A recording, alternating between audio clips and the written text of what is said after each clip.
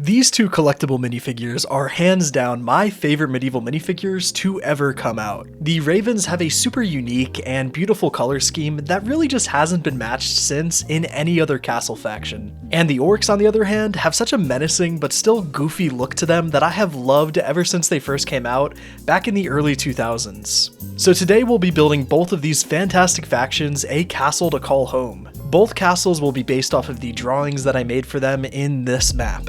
If you want to see the full extended lore for these two kingdoms, you can click on this video, but don't worry, I'll still give them a bit of context here. To begin, let's start with the smaller Orc kingdom first.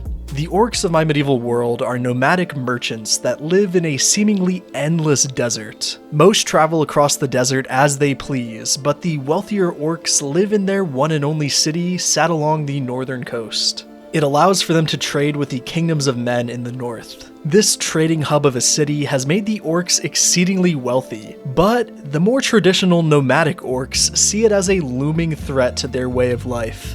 They prefer to wander the dunes as they always have. A rift is forming in the land of Orcs. Northern outsiders or nomadic dissidents, the fuse of war is crackling faster than ever. So today, as this is my first mock for the Orcs, I thought it'd make a lot of sense to build them a castle gatehouse on the outer wall of their city. But first, let's take a look at some of the Orcs living inside the city. First up are these three guardsmen that patrol the walls and the inner alleyways of the city.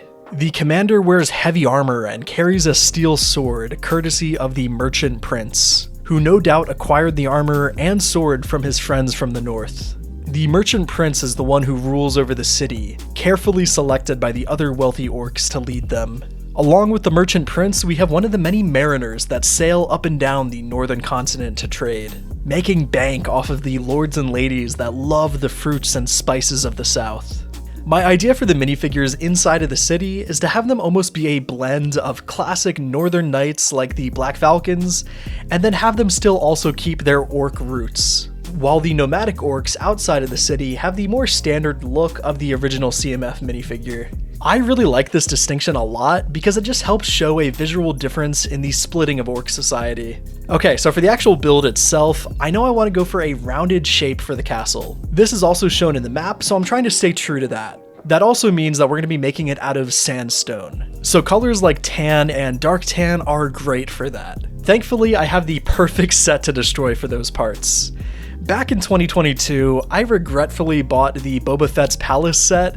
Don't get me wrong, the minifigures were really good, but the palace build itself just sucked, to be honest. Though it did have these really nice stickered pieces that we'll be using in this mock. I'm also going to be using some stickered wall pieces from Harry Potter, and the curved dome pieces from the palace as well. We'll start all of this off with a basic terrain in dark tan, and we're going to throw in some rocks and stones along with a couple of olive green leaves. My main inspiration for this build was actually the 2013 Lion Knights Gatehouse. I kinda hate this set, but it has a decent shape and the overall concept isn't bad.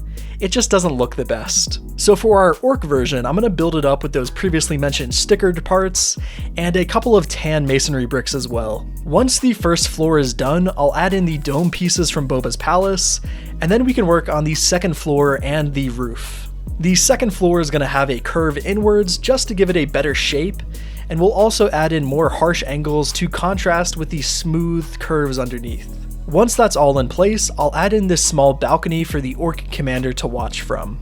I've made this again with some basic detailing pieces. Now to cover the balcony, I'm going to be using this sweet cloth piece from the Mos Eisley Cantina. You can pick up this cloth on Bricklink for like less than $5 a piece, which is honestly a really good price, and I would definitely get at least one of them before the set retires because it is super versatile in mocks. I've attached it to the castle with some hinge pieces and snot bricks. It's nothing crazy, but it gets the job done.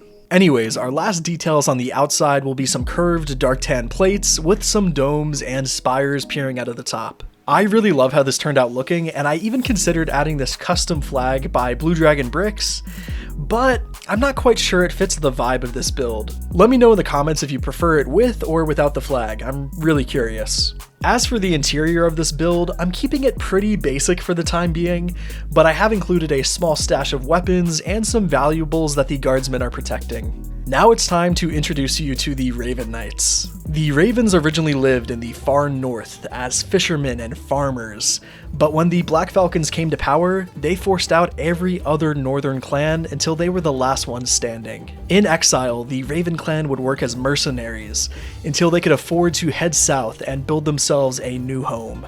They landed just west of the Orc city and started to work on their fortress, the Raven's Watch.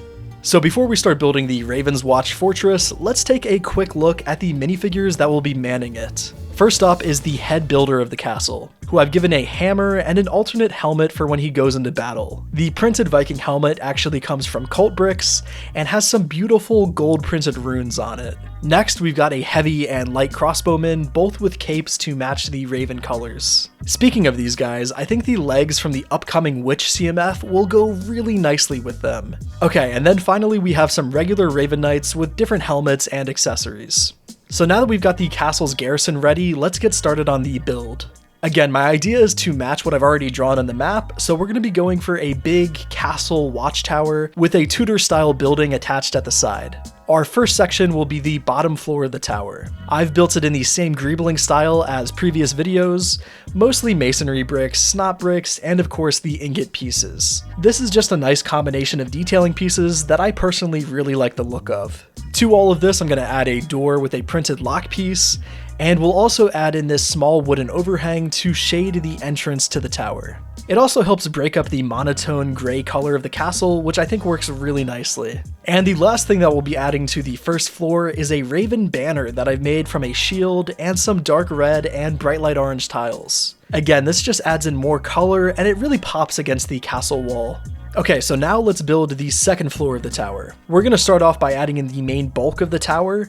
I've added some small arrow slits at the top, and I've increased the level of detail by using more detailing pieces. Personally, I think this gives the illusion that the whole castle is actually more greebled than it is, because the first floor is more obscured by other stuff, so you can't really tell that the top level actually has more detail. Anyways, rant aside, this big gap on the left side will be filled by a small outcropping, or turret, whatever you want to call it, done in the Tudor style. I've combined the design from the 3-in-1 castle and the one found in the Lion Knight's castle to make this. The bright light orange and the black wood looks really lovely, and the tiled dark red and brown roof complements it well. I'm pretty happy with this combination of styles, and I think it works pretty nicely. So now all we have to do is slide it into place. The turret on the side really just helps balance out the whole design of the tower, and I think it would look a lot more boring without it. Finally, to finish off the main tower, we'll place this modified version of the crenellations found in the medieval town square and the Lion Knight's castle. I really like the style of that set, so I've just added a little bit more to it, and I've made it a bit taller. Of course, we've got to add a Raven banner flying above, so I've added in this custom one by bluedragonbricks. The color match is genuinely perfect, and I'd highly recommend you all check him out on Etsy for his custom flags. Okay, and the tower is done. The last thing we've got to do for this build is add on the side building. We'll of course be using more black and bright light orange to match the turret, and since I don't have many of those pieces left, the building's going to be pretty small. But that'll work fine because I'm going to be using this as a small storage shed for the ravens. So we'll place down some meats and other food and random storage stuff inside of it. Also making use of this half barn style door that matches the scale of this build pretty nicely. We can attach it to the tower with a Technic pin, and now all we have to do is place the roof on top. I've used dark and regular brown tiles to match the overhang on the opposite side.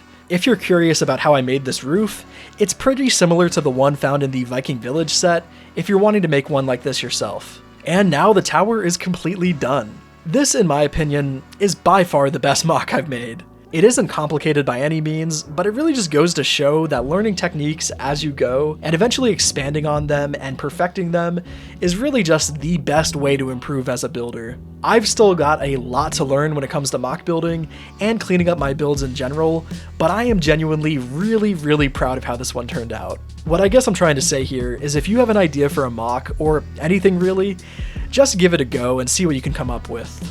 Don't order any parts, don't buy any gear online, it's not worth it. Just try and make something with what you already have. I think you'll surprise yourself. Anyways, that's all I've got for you today, so if you enjoyed this video, why not subscribe?